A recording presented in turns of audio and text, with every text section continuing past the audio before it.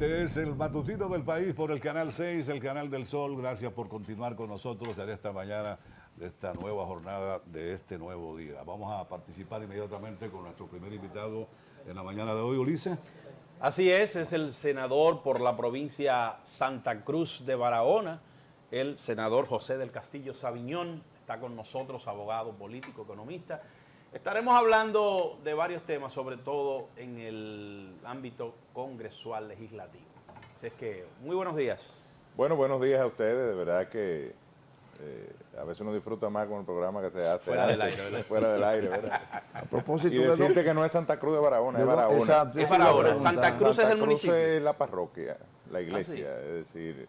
Ha habido y el letrero la... que está grande cuando tú entras, Barahona. que hace alusión a Santa Cruz de Barahona. Barahona. Es Barahona. Digamos que era Santa Cruz. Corregido, no es Santa Cruz de Barahona, es Ni Barahona. el municipio de cabecera se llama Santa Cruz, o por lo menos hay una discusión, no hay duda sobre eso, pero Sí. no hay evidencia, se llama Barahona. Okay, muy bien. Senador, ¿cómo anda Gracias. todo? ¿Cómo percibe la realidad política en la actualidad, en este momento?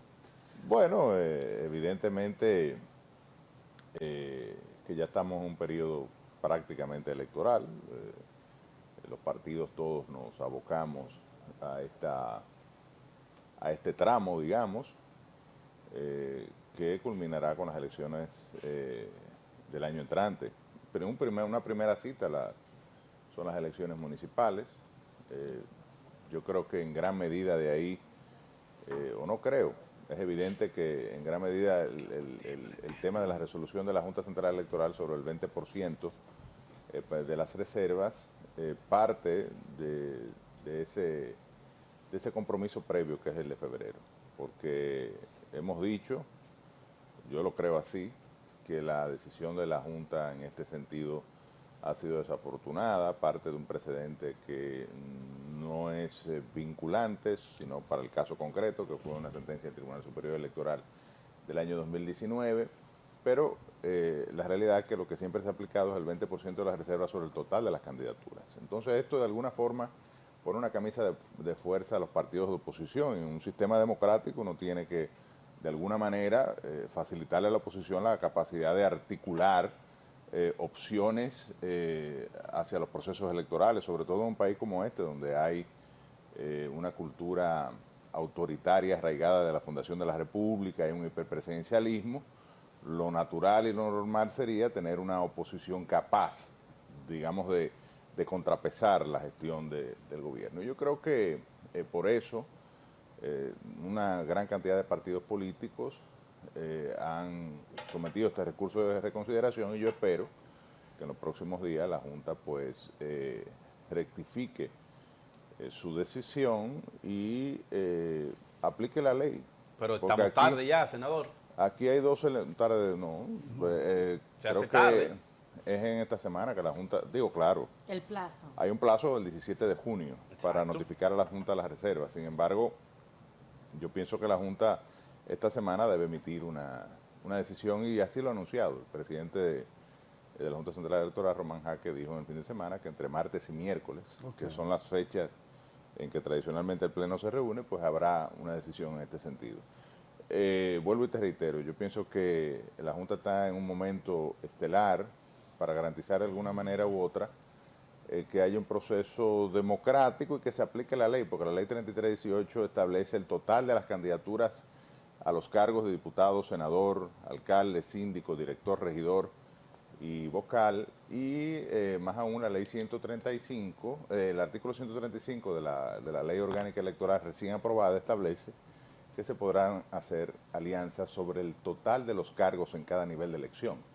O sea que de la redacción de ambas, tú infieres que el 20% es sobre el total de las candidaturas. Aparentemente, senador, usted dice que no es tan tarde, pero para empezar a hacer negociación en virtud de una alianza, nos queda muy poco tiempo. Bueno, lo primero es que ha habido movimientos en este sentido. De hecho, ustedes deben conocer que hay un grupo liderado por José Fran Peñaguaba que ha estado trabajando estos temas.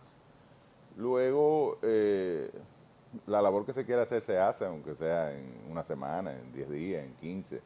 Estamos prácticamente alrededor de un mes del plazo. Yo creo que nada, que habría tiempo en caso de que los partidos decidan llegar a alianza, porque ese es el primer elemento, o sea, una decisión de ir a una alianza.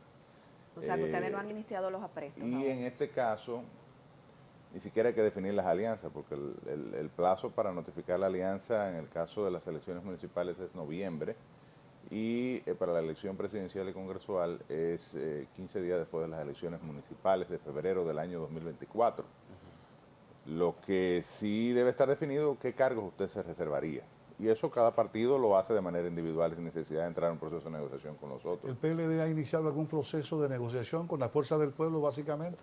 Bueno, lo primero es que no hay que limitar la posibilidad de la construcción de un frente opositor a la fuerza del pueblo. Yo pienso que estarían otros partidos. De hecho, se ha dicho la posibilidad de que el PRD, por ejemplo, integre ese frente opositor. Y el planteamiento de Peñaguaba va más allá del PRD, la Fuerza del Pueblo y del Partido de la Liberación Dominicana. Incluye una serie de partidos, digamos, más pequeños, entre los que está evidentemente El BIS. el BIS, que entrarían en este frente opositor. El Partido Revolucionario Moderno llegó al poder sobre un frente opositor que no solo incluyó partidos políticos, sino segmentos de la sociedad civil, ese otro partido, ¿verdad?, que no está organizado como No está tal, reconocido. pero que influye quizás igual que los partidos mayoritarios, ¿no?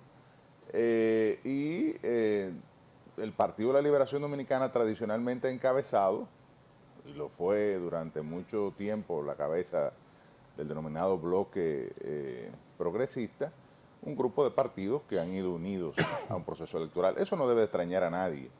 Y a veces yo veo hasta algunos compañeros de mi propio partido que cuando se habla de una alianza, pues la mayoría está en esa idea, pero otros se rasgan la vestidura y uno dice, bueno, pero que el PLD ha fomentado, ha practicado tradicionalmente una cultura, una práctica de alianza. De lo que se está planteando. Y sobre todo en oposición, es decir, hay que entender en este país que los partidos de oposición están en desventaja, evidentemente, ante el poder que se ejerce desde el gobierno, vuelvo y te reitero, con los elementos propios de la cultura democrática dominicana, que está presente un alto nivel de lo que se llama la cultura autoritaria y un hiperpresidencialismo. El presidente en nuestros países es una especie de rey.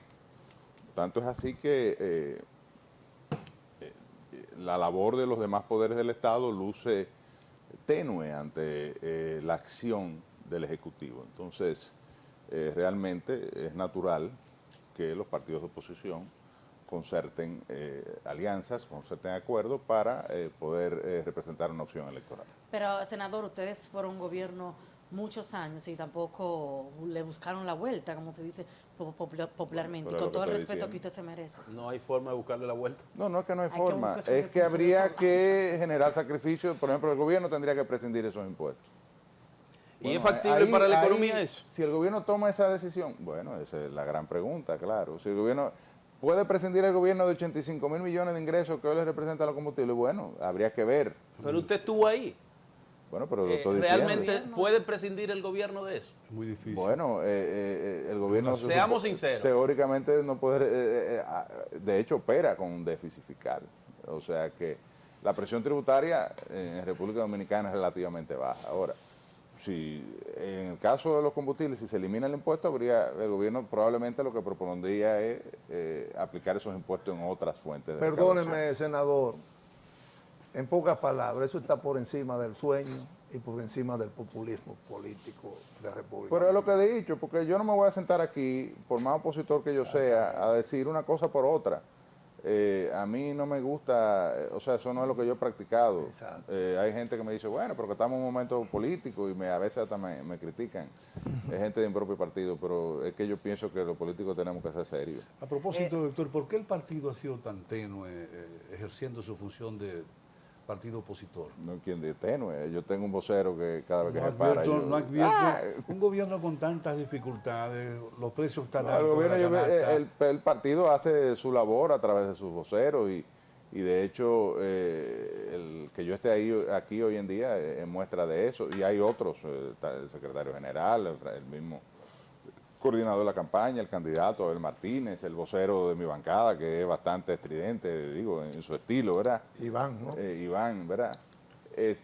O sea, el partido desarrolla su labor cotidiana como opositor y yo creo que eso es positivo como contrapeso al ejercicio democrático en nuestro Senador, país. y le agrego, Francis, que ayer el presidente Hipólito Mejía decía que precisamente la oposición está haciendo oposición con el argumento de que hay una gran crisis económica en el país y que esto no es cierto. Y ahí el presidente hablaba, y senador, tengo que aprovecharlo que usted está aquí, de todas las declaraciones que han hecho organismos Si no hay internacionales. crisis, todo está maravilloso. Bueno, pero yo quiero su Vamos para el valoración. supermercado, como dice Trifolio, de aquí, a ver si es verdad. Yo voy a cada rato y compro comida. Bueno, No, que no hay la crisis que la oposición Que denuncia. ustedes están haciendo oposición. Eso al hace, argumento a de eso que hay hace crisis. alusión Hipólito No, lo que Mejía. nosotros hemos dicho es que el gobierno ha sido incapaz de enfrentar una crisis inflacionaria, y lo dije ahorita, que además ahora se acompaña porque es una consecuencia de la política monetaria y la política monetaria no la estoy criticando, es la que, ¿verdad? Es correcta una la política monetaria en este contracíclica, momento. Es una política contracíclica.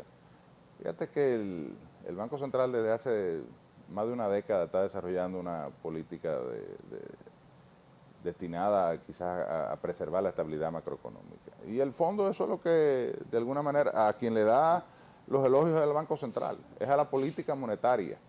Incluso hay un artículo de la presidenta del fondo, a propósito de una actividad en el Banco Central de Brasil, donde destaca eso, en un momento de inflación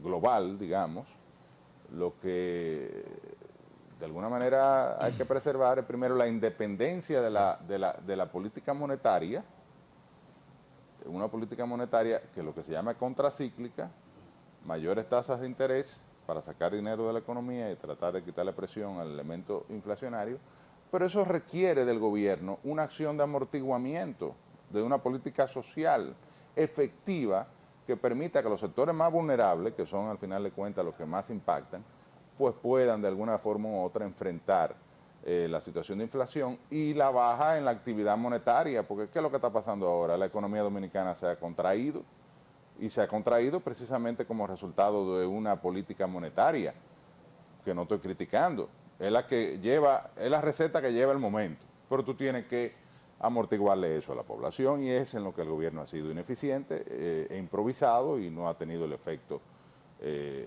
que evidentemente se busca en este tipo Entonces, de... las políticas Fondo sociales que se han Monetario. implementado no han sido El Fondo adecuadas. Pero es evidente. Pues sal a la calle. Vamos a pararnos allí en la esquina ¿Y cuáles son las pregúntale a la gente. adecuadas, senador? Bueno, primero incentivo a la producción, apoyo al campo, más financiamiento, apoyo directo a la gente a través de los programas sociales. O sea, con 1.500 pesos no da, o da. El Bueno. Fondo Monetario Internacional recomendó Sí.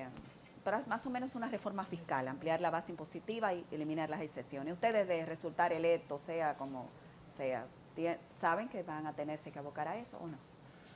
Es una Es tarea duro. pendiente desde hace muchos años. De hecho, hay 3 pactos que se firmaron.